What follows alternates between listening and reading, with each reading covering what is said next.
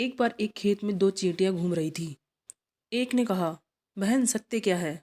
दूसरे ने कहा, सत्य बिल और दाना। उसी समय एक मधुमक्खी ने सरसों के विशाल दूर दूर तक फैले खेत को देखा। क्षितिज तक फूल ही फूल खिले हुए थे। दो आदमी उस खेत में घूम रहे थे। एक ने कहा, इन फूलों के बीच चलते हुए ऐसा लगता है जैसे हम किसी उपवन में घूम रहे हो। दूसरे ने कहा, कैसी मादक गंध हवा बह रही है। मधुमक्खी ने सुना और मुस्कुराकर फूल में अपना मुंह लगाया और मन ही मन कहा, बेचारे कितने लाचार है ये लोग। सरसों के बीज से तेल निकालना जानते हैं, लेकिन उसके फूलों का रस लेना नहीं जानते। यह सुनकर चींटियां बिल में आ गई। यह बात आई गई हो गई। फागुन ने हवा में मस्ती भरी, चैत ने कोयल के स्वर गुंजाए और कुछ दिन बाद सैकड़ों मक्खियों ने असंख्य फूलों का शहद ला लाकर पीपल के तने पर एक बड़ा सा छत्ता लगा दिया। दोनों चींटियों का भी आना जाना वहीं से था। यह भी सब देखती रहती। फसल काटकर वे ही दोनों आदमी उसी पीपल के नीचे बैठे और ऊपर से जो नज़र पड़ी तो एक ने कहा, अरे क्या जोर का छत्ता लगाया है मधुमक्खियों ने। खूब मिलकर काम करती है ये, अपने खाने का इंतजाम भी खूब करती है।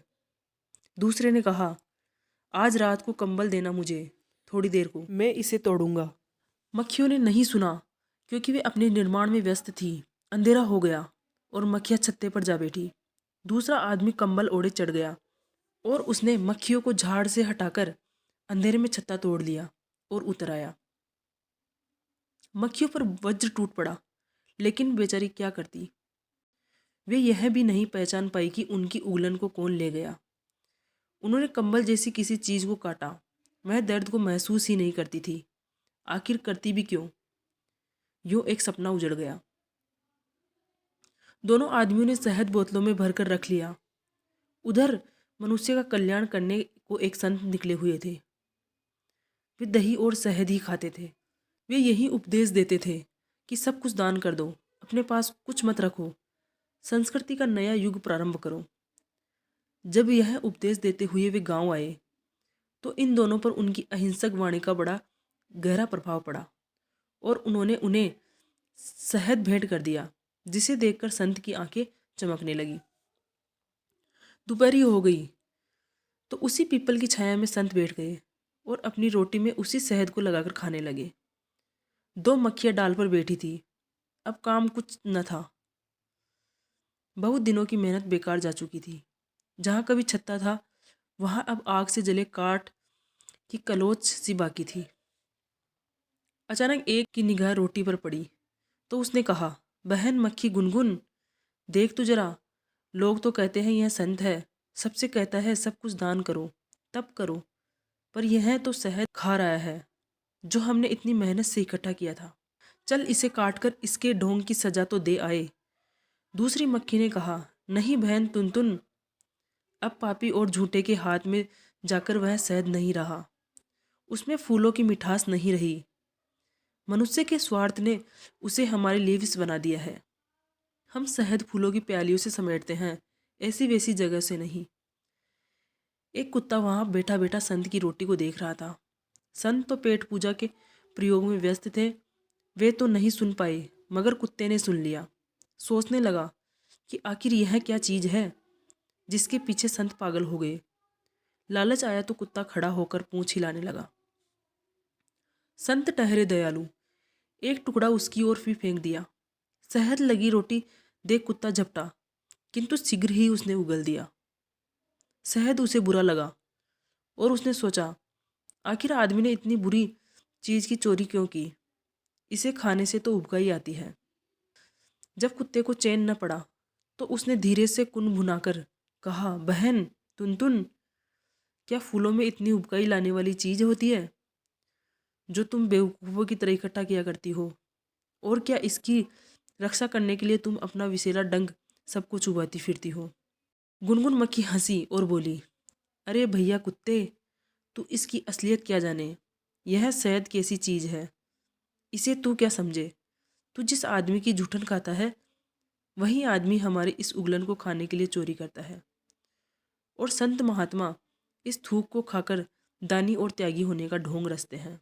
तू तो सिर्फ रोटी चबा, तू शहद को क्या समझ सकता है। कुत्ता मन ही मन आदमी के बारे में चक्कर में पड़ गया और सोचने लगा, लोग कहते हैं कि मैं झूठा खाता हूँ, तो क्या यह आदमी भी झूठन खाता है। थोड़ी देर में संत खा पी चुके और उपदेश सुनने वाले इकट्ठे हो गए। तब संत ने कहा, सब कुछ दान कर दो, मक्खियों की तरह सुंदरता से सत्य निकालना सीखो, जैसे वे फूलों से शहद निकालती है, और मनुष्य के समाज को मिठास दो, और कुत्ते की तरह निर्लोभी रहो, जो मिठास होने पर भी शहद नहीं चाहता। इस प्रवचन को सुनकर मक्खियाँ मनुष्य का गुणगान करती हुई उड़ गई और कुत्ता पहले से भी अधिक मनुष्य का भक्त हो गया। तब दूसरी चींटी ने पहली चींटी से कहा, बचकर चल, संत को इतना समय नहीं कि हमें देखकर बचकर निकले, सारा सत्य यहीं धरा रह जाएगा। उस दिन से लोक में यह प्रचलित हो गया कि मक्खियाँ इसलिए बनी है कि आदमी के लिए शहद इकट्ठा किया करे, और कुत्ता इसलिए पैदा हुआ है कि आदमी की सेवा किया करे। चोरी और दास्ता से मनुष्य का अहम संतुष्ट होकर नए नए संतों और पैगंबरों को धरती पर भेजने लगा, और मनुष्य जिसने कि आदर्शों के मूल में केवल अपना स्वार्थ सिद्ध किया था, किसी भी प्रकार संतुष्ट नहीं हो सका। उसे देखकर एक बार मक्खियों ने निर्णय किया कि अब की बार जब वह चोरी करने आए तो उसे रोक दिया जाए, क्योंकि चोरी को ही न्यायसंगत समझने के कारण वह घबरा रहा है। और कुत्ते ने सोचा कि मेरी दास्तां ने इस आदमी को अहंकार में डाल दिया है, अतः मुझे इसका यह दम भी मिटा देना चाहिए। जब आदमी छत्ता तोड़ने गया तो मक्खियों ने काट लिया और कुत्ते ने बगावत कर दी। दोनों का ध्येय था कि अब कोई इनमें दार्शनिक संत बनकर नई मूर्खता प्रकट न करे।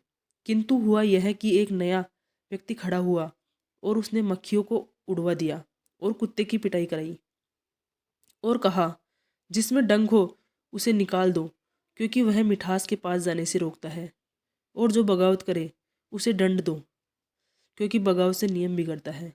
जो कुछ है हमारे लिए ही तो है। मक्खी और कुत्ता बड़े उदास हो गए। उन्होंने आसमान के सितारे से शिकायत की। सितारा बहुत बुढ़ा था। उसने हंसकर कहा, बच्चों, यह आदमी बहुत बड़ा मूर्ख है। जब यह इस धरती पर ही नहीं था, मैं तो तब से ही इस धरती को जानता हूँ, पर यह अब समझता है कि सब कुछ इसी के लिए है। कुत्ते और मक्खी ने कहा, कब से देख रहे हो तुम, क्या हम इसी के लिए बने हैं?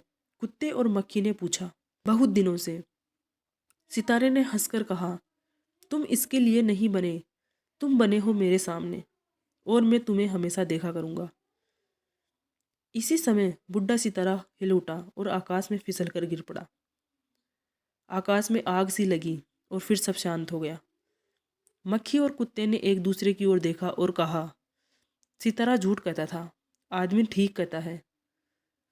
और दोनों फिर उसकी सेवा में लग गए। तब दूसरी चींटी ने पहली चींटी से कहा, सत्य समझो। पहली चींटी ने मुस्कुराकर कहा, समझ गई। जो तूने उस दिन कहा था वही अंतिम सत्य है, बिल और दाना। उसके बाद कोई कुछ नहीं बोला।